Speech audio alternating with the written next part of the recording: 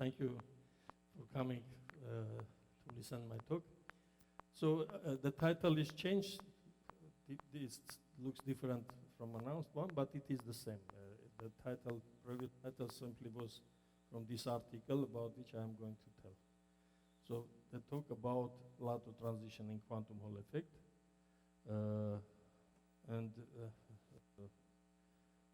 There is shortly I will talk about, since it is these plateau transitions are second order phase transitions, they have to be some kind of field theory corresponding to them. We'll talk about what kind of field theory we should expect we should have to explain these transitions. The work is done in collaboration with Wim Nuding, Andreas Kronberg from Wuppertal, Germany, and Ilya Grusberg from Ohio, and this published here. So I will first give a short review what about the talk and what kind of model one can formulate there. So we have, say, consider integer Hall effect, which means we have a two-dimensional electron gas, and which is in perpendicular magnetic field. And then we know classically we have Hall conductivity, which in principle inverse proportional to B. But when we looking at large magnetic field, experiments show that this conductivity is not linear but quantized. And which means also if you will look ordinary longitudinal conductivity here, X6, then at the region where there is a transition from one plateau to another one, you have, on plateau you have insulator, and between plateau and transition there is they become conductors. So non-zero conductivity is appearing, and the goal is to explain how it can happen. So there was a model, there is a model, sorry, named by Chalker-Goddington, who ordered some way physics to understand how this transition can happen, and it is based mainly on the following picture. So all this electron gas in random potential field. This, suppose I've drawn this random potential like this landscape, and we have the electrons are filling Fermi seas or Fermi lakes, better to say in this case. We have various Fermi lakes which are, the valleys are filled by electrons. And when you put this object into the perpendicular magnetic field, then electrons filling Landau levels and starting to rotate its small circles with a radius inverse proportional to B. But what is important, there are H modes. That's why this talk also related to all this conference matter. And I hope the result which I will present, it will be important for further understanding the topological things. But when you look at the modes at Fermi level, at H, you will see that their movement, looks like that. They should rotate, but they should be reflected from the border. And after reflection, they again rotate and so on. With this precision, they go along a border, but in a definite direction, no opposite. The direction of movement is fixed. So around each lake, H modes can rotate around in one direction, depending from the direction of magnetic field. So quasi-classically, you can forget about this structure, just replace it by movement of direct movement of mode, this electron, and then everything will be localized again. No conductivity can upper, because all electrons in each leg, they either rotate in the middle, in the bulk, around with small circles, or going around the border of leg. So, but what is happening when you increase enough the Fermi level, the level of leg, you're approaching these saddle points. Saddle points, then the tunneling from one leg to neighbor leg can happen. And then tunneling from one leg to another, and so far further, then you can reach the another end of the sample, so conductivity may appear. So, so it's this process like this. You see it's rotating, but you can tunnel from the one leg to neighbor leg, this with some amplitude. And this process, you can, around saddle point, you can simply describe by scattering. By scattering where the electron is coming, it can either rotate here, or tunnel. And another electron from other side, again, is coming, can rotate or tunnel. So since the probability of this process should be 1, therefore for amplitudes we are writing condition r squared plus t squared equal to 1. So this process you can describe by transfer matrix, by S matrix, when the incoming states scatter and you got outcoming states. Or you can make a map, transform this equation into the equation between left side and right side states. I mean, the transfer matrix will map two left side states, one of which is incoming, another outcome. But on the left side of the picture, you can map by transfer matrix to the right side states. And then transfer matrix looks like this. This language is good because it allows you to understand all processes. You can then understand any process going on there by simple matrix multiplication. So what is this? With this condition, one can, who knows a little bit familiar with integrable models, will immediately recognize here one particle sector of so-called XY model, which is in fermionic language nowadays called also, I don't know, Waikita model, but it's XY model. So this is XY model, which are, in other words, free fermionic model. But this is not yet full theory of the process, because it's a property of this transfer matrix. Since this transfer matrix, easy to see, it conserves this metric. Therefore, it's element of SU11, and therefore his eigenvalues are of this type, lambda 1, lambda 2, and their inverse. Therefore, if you will take a look, they will have all eigenvalues will be paired plus minus.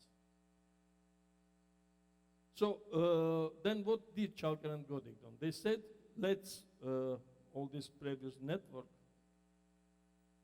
so the potential landscape is random, there is a potential. But suppose these saddle points, this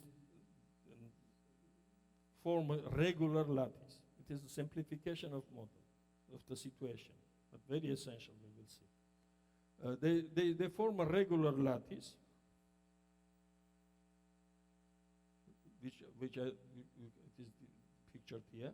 This one point, one saddle point, another, and so on. You can go down, and the next row, and so on. But how this disordered potential will express itself? Because these saddle points, they are not in practice really, they really have a fixed position, but due to randomness of potential, they can have a different shape, fluctuating potential. Therefore, when electron will run from one saddle point to neighbor one, for example, from here to here or from here to there, then the length is the distance between these two saddle points will fluctuate. It will be different, and Electron will collect Born Aharonov fuzz in this constant magnetic field according to this length. Since the distances are random, so this phase is random, therefore one can code all randomness of potential into the randomness of U1 phases in the model. So once, if you will consider the chain of this column of these saddle points, to them is corresponding one big transfer matrix W1, T1, which T12 is a small 2 by 2 transfer matrix about which I talk around one saddle point expressing this tunneling and rotating process, scattering. Another is here between 3 and 4 and so on. And the next row will be now between different chains, say, will be between 2 and 3, 4 and 5 and so on. So we have for each column, first column we have that big transfer matrix, which expresses this scattering process on multiple saddle points with block diagonal form, W1. The second row column is W2, which is shifted by 1 unit. The third one repeating the first one, and so on.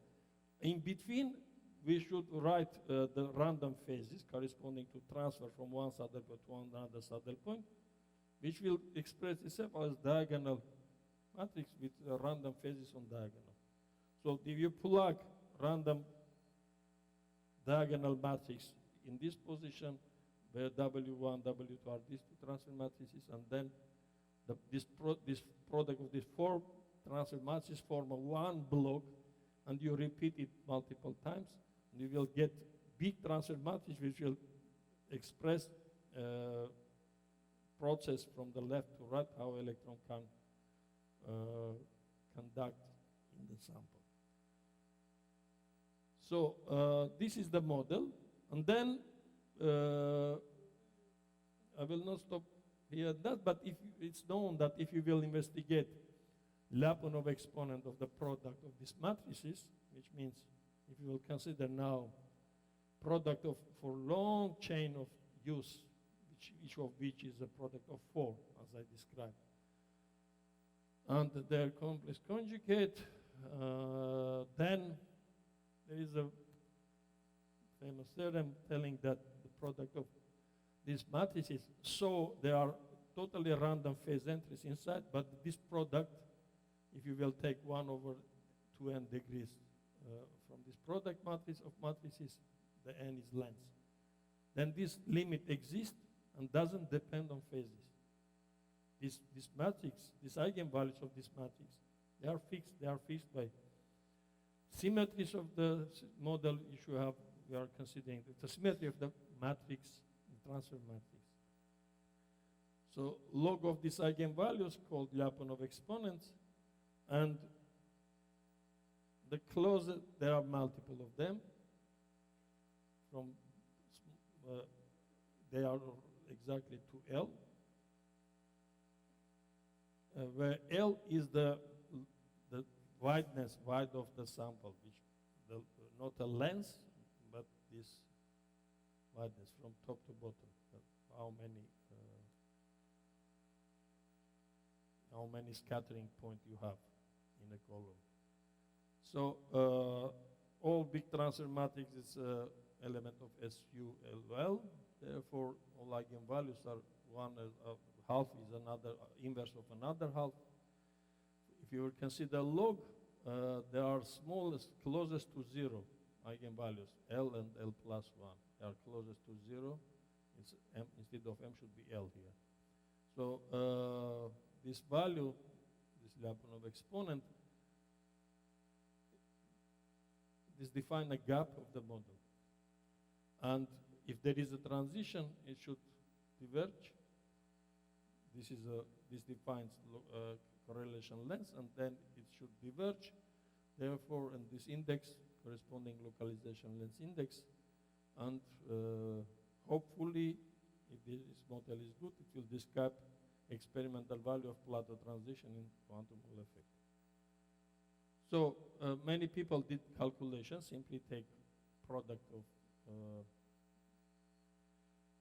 transfer matrices. The technique is well developed since Kramer-McKinnon work at the beginning of 80s. you're taking product of the transfer matrices, calculating eigenvalues, and then starting to make a fit for various points and various sizes. Here, so let's parameterize R and D, this tunneling rotating amplitude like this. X will measure distance from the saddle point. It's proportional to energy level. So for various X, you draw the Lyapunov exponents multiplied by size of the network. And then you draw it for various sizes. And then you make a fit, a complicated fit, which will define, this value should have a scaling property because it's a transition, this up in second order transition. And then analyzing the scaling property, you will extract the correlation length index nu. In all this type of calculation, slightly other based on Renor group that was given for this model, I have described these values.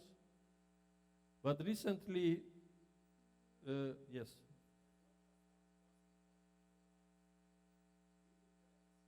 Crossing point, what you mean? No. There should not be for Latin for finite size effect. It's not necessarily one crossing point. But it's true that if you will make appropriate rescaling, they should sit on the one curve, and that's happened in principle.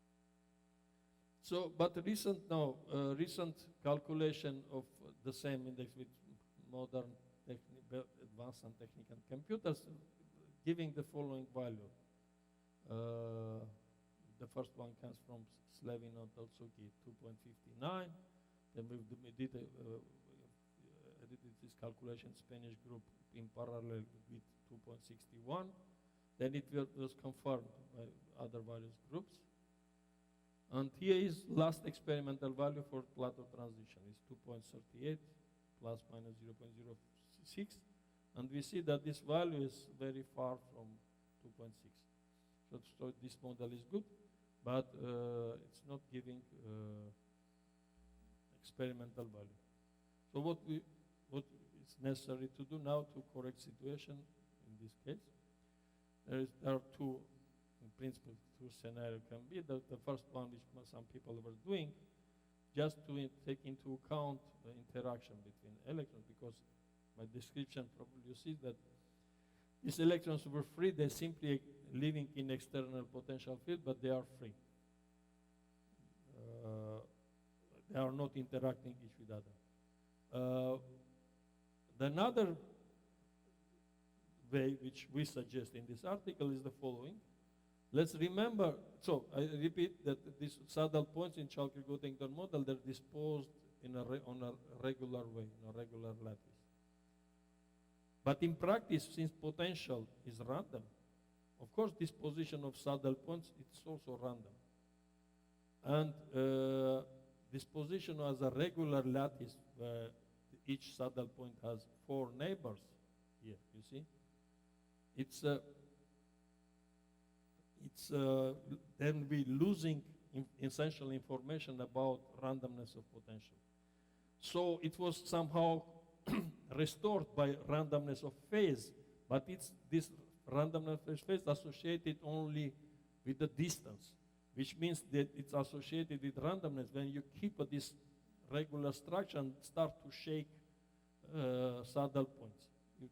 They form saddle points, but it's still each point, each saddle point has 4 neighbors. I think I have some picture for that here. Here, you see, you can, each point you are distorting, but there's still, you have a lattice where each point has 4 neighbors. In this case, of course, it's taking into account part of randomness, but not all. In order to take into account full randomness, absolutely necessary to consider not regular lattice, but random. For example, as presented here. This is an example of random lattice. You see, here these saddle points or scattering nodes where scattering is happening, they are disposed random. And not necessarily, there are regions where you have not 4 plackets around, 4 scattering nodes around each faces like before. So this is an example, for example, which is not included in a previous model. So you will see that if you will pass from, consider this yellow point as the lattice, and you will pass the so-called dual lattice, which consists from a middle point of these faces, then you will get this red one where all faces are quadrangles. Yeah. So all these dual lattices consist of quadrangles, but glued each other in a non-regular way. So it's a kind of, you can imagine as a surface, random surface, which consists of quadrangles, and that's not flat. There is a curvature in this surface, and from this picture already it's clear that gravity, two-dimensional gravity should appear.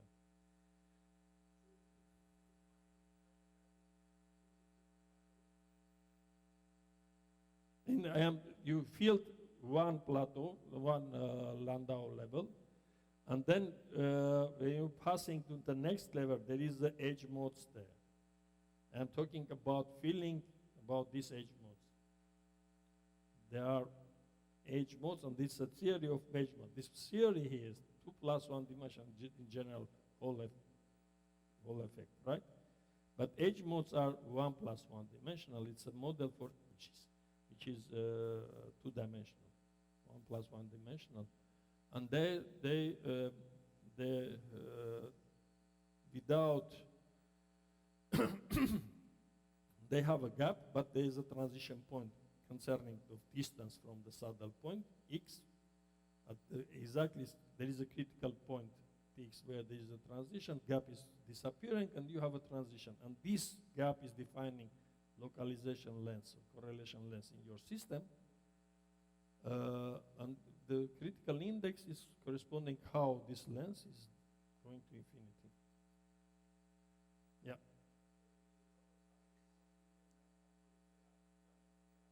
Yes, I will come to that.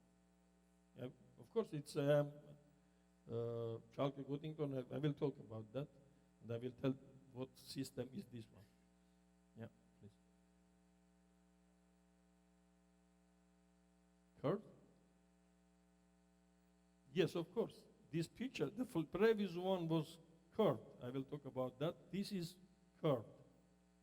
This is curved, and what I am telling that full randomness of network means you should consider now fluctuating curvatures, full gravity, because when you are shaking only position, curvature is still 0. It's a kind of reparametrization of coordinates which will not change the curvature. It was originally 0, it will stay 0. But this picture, when you, I will talk about that, make a surgery and creating faces, with various sizes, various amount of border lines. Then it creates curvature, and that's important for the picture, for the model. So to see what some alternative picture which help us to understand what kind of surface is coming out and what kind of problem is it in practice.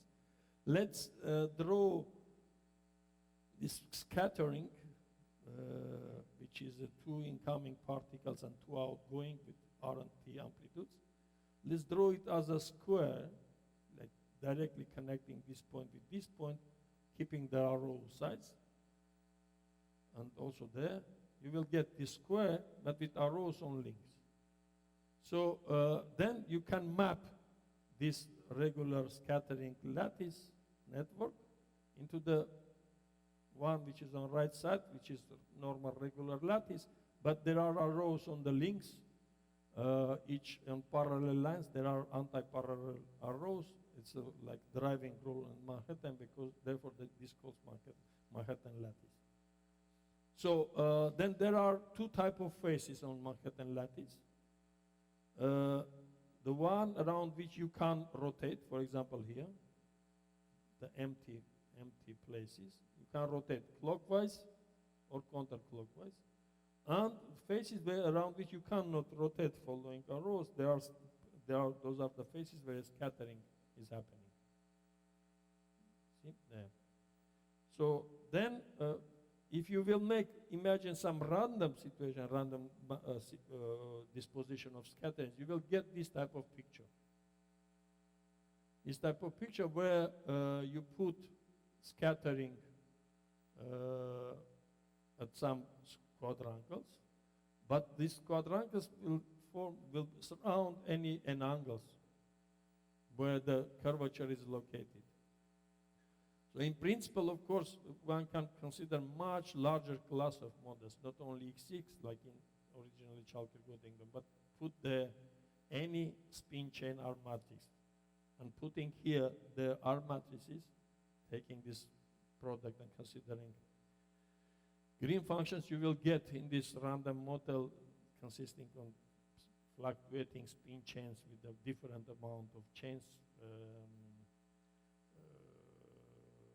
model which will produce you its property. I think what kind of, if there is a critical behavior there, what kind of field theory on this basis is possible to restore it. So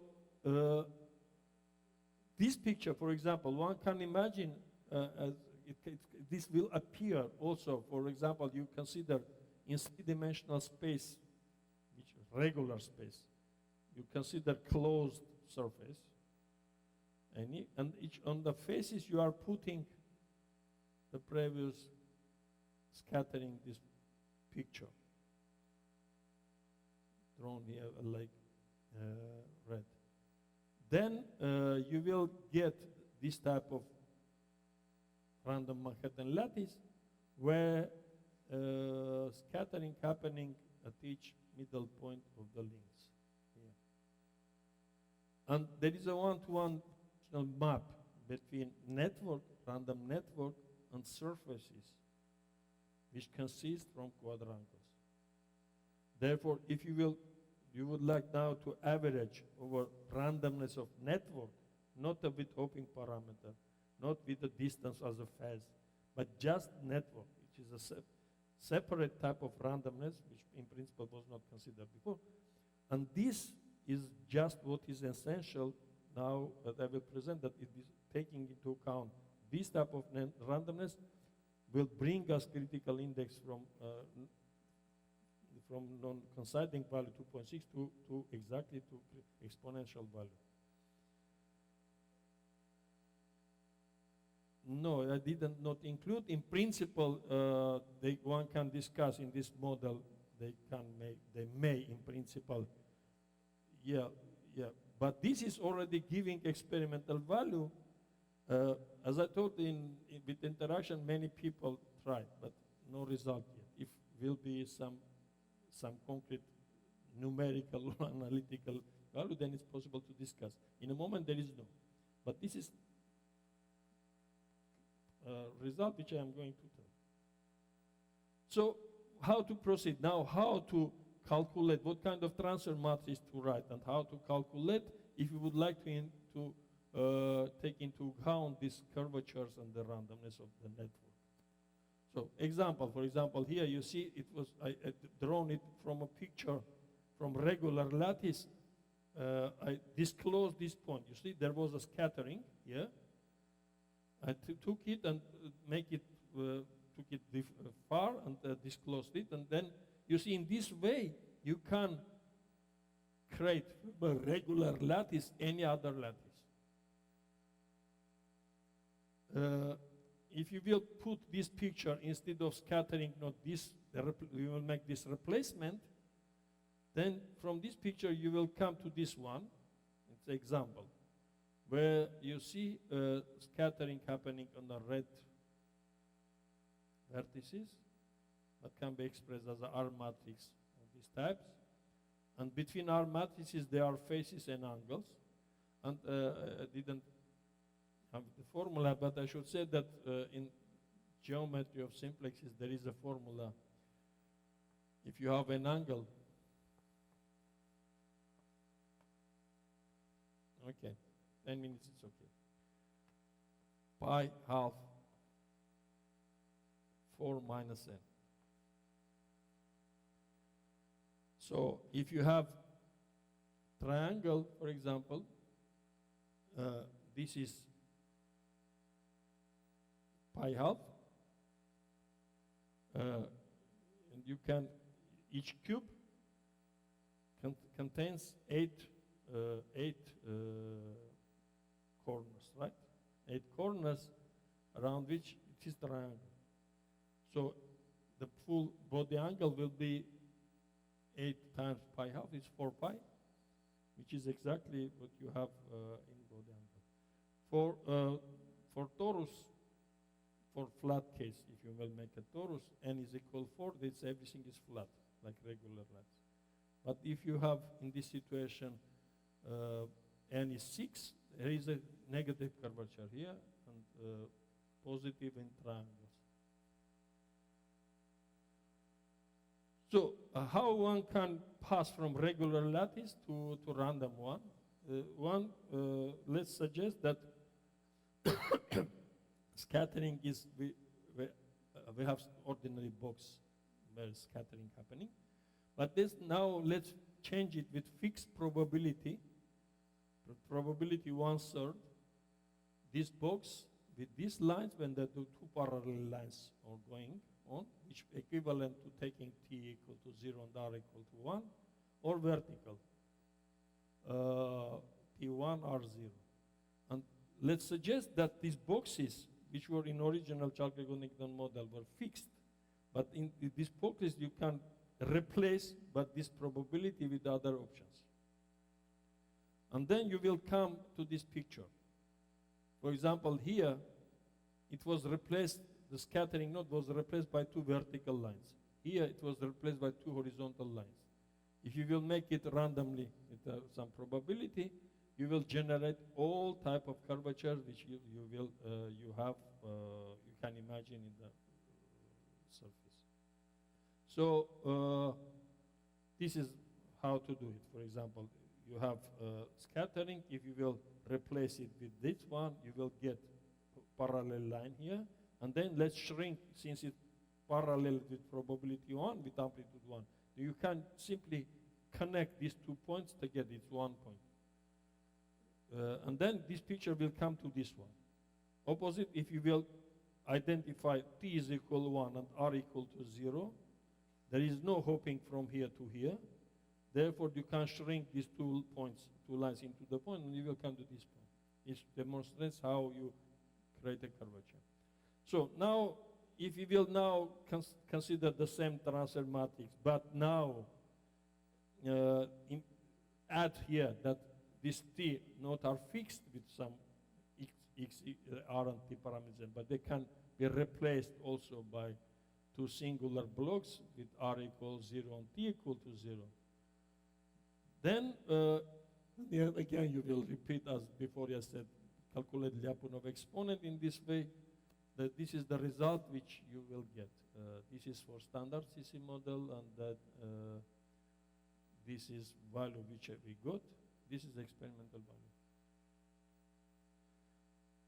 So to demonstrate that in principle, it's very important that we had the fluctuating curvature, not rigid, not fixed. And these blocks, the curvature can appear randomly with some probability. We have considered also Kagome lattice, where you see scattering here, these points, they are forming Kagome lattice. This means that still in this type of lattice we have curvature, but it is regularly disposed. So all these points have negative curvature, these triangles have positive curvature, but total curvature is 0. And I mean, Euler class is 0, average curvature is 0. And calculated in this case, one can formulate Chalkagonic-Newton model for this case and calculate index, then we see that it is the same. It's not changing. So curvature itself, doesn't influence on the critical behavior.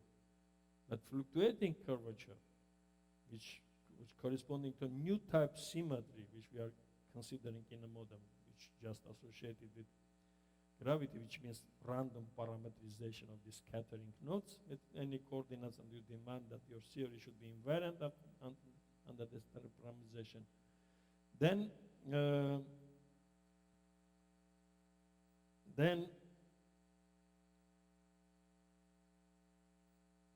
you will have another index. So this is a type how one now can understand what kind of field theory corresponding to this. If it will be regular lattice, it's easy to, one can there is some technique which can restore passing to coherent states, which kind of field theory will correspond to this transfer matrix. I mean, if you will consider, for example, this action, this regular action where fermions are living on the lattice sites, and calculate partition function of that model that it exactly reproduce Chalky-Goddington transfer matrix. Now, if you allow shaking of the sites,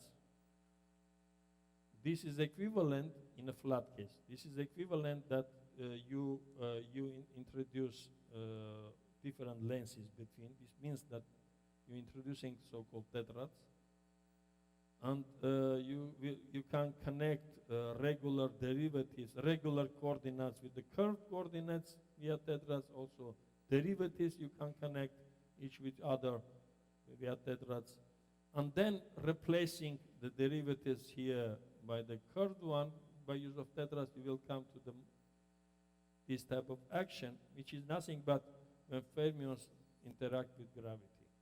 This type of actions appearing in string theory, I mean, they exist there.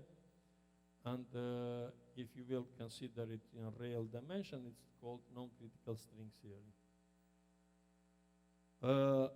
But in order to correctly take into account all these random properties, it's necessary to not consider one type of fermions. I'm telling what the prescription of how Yefetov find out how to, in Anderson localization problem, one can, what type of changes one should make in order to make reduce the problem to field theory.